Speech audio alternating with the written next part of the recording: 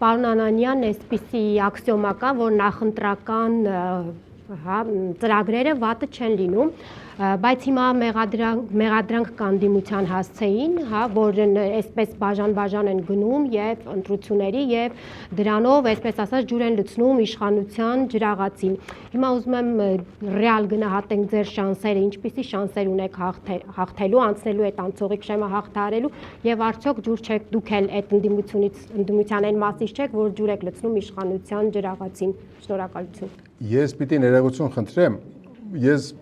պատրաստ եմ պատասխանել ցանկացած հարցի, բայց եկեք այսօր տնտեսական թեմաներով խոսենք,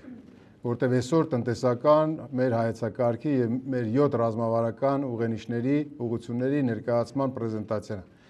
Մենք մոտ ապագայում հնարավորություն ունենալու ենք եւս մոտավորապես այսպիսի ձևաչափով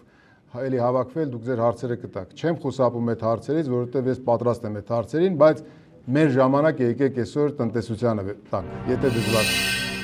Բաժանորդագրվեք Արմատ մեդիայի ալիքներին YouTube-ում, Facebook-ում, Instagram-ում եւ Telegram-ում։